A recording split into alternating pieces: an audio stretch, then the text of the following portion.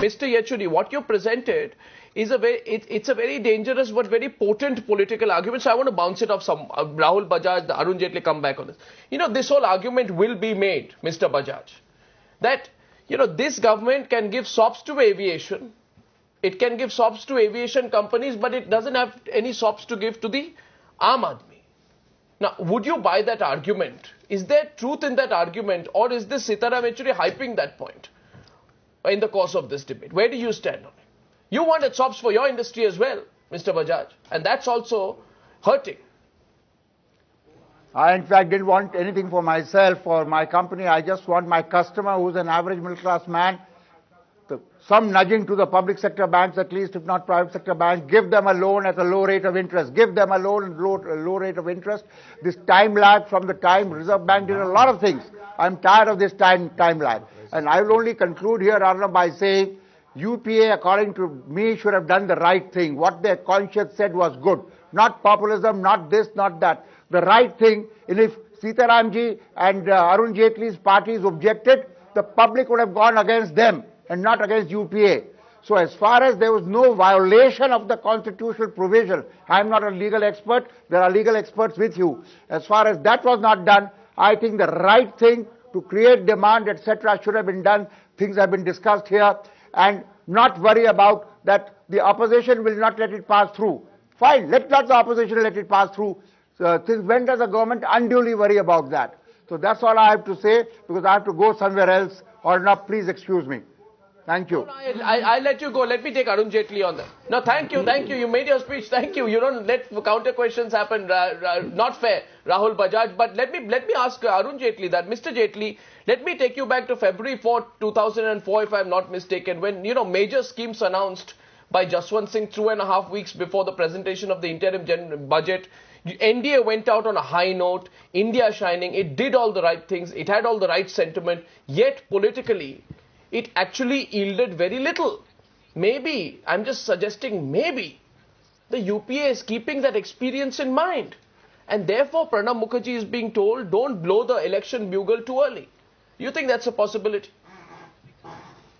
I don't think the election outcome really depends on what measures are announced in a budget. That may have a marginal effect. Elections depend on what your social and political alliances in the states are. The Indian election now is a net aggregate of a large number of state elections.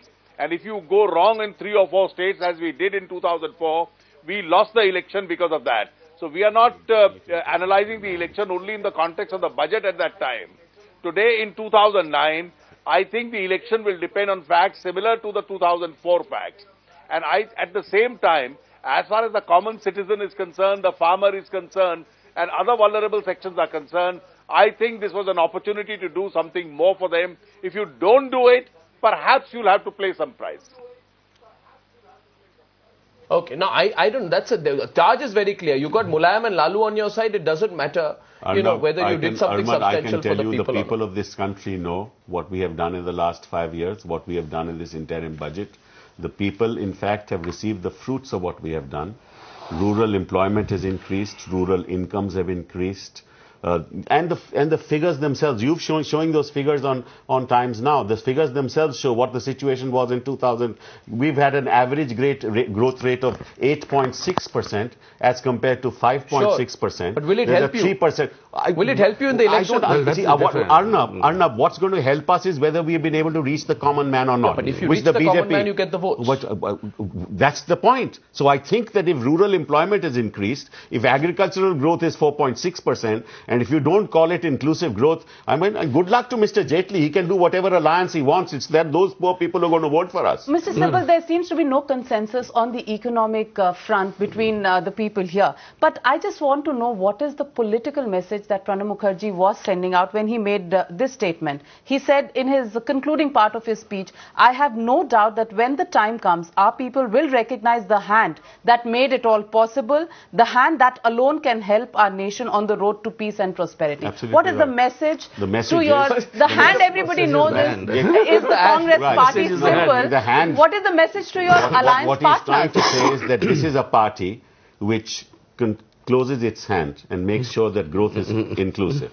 But do you think That's the message. you've estranged some alliance partners who did make a few comments on that particular statement? Well, it's good. I think that what Pranab Mukherjee said was right. The Congress has been known to do things for the common man. The Congress continues to do that. Our economic policies are based on that. And that is what we'll continue to do, despite what Sitaram said. But I'll tell you why. I'll tell you. No, hang on for a conclusion. You see, all this thing about agriculture that Kapil has said is fine.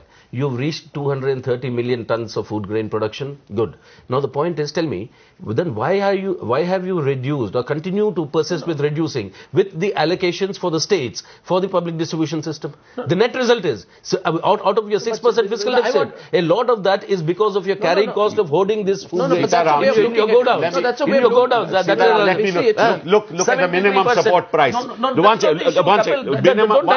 Minimum support price of rice. Let me answer. Why are you not releasing this? We have released minimum support price. 73% you've cut. Will you let me? Minimum support price of rice was 550. It went up to 950. That's not the point. More money. I'm just answering the question why the people will vote for us. Minimum support price was wheat was 650. It went to 1080. It's never happened before, ever in the history of this country. We've done it. And many states, once again, your allocations are based on what you lift. If the state of Kerala does not lift what is allocated, that is true. That is true. Again, you're wrong. You have reduced it by 73%. No. It's because you don't lift the allocations. That's not correct. You please check up from your chief minister.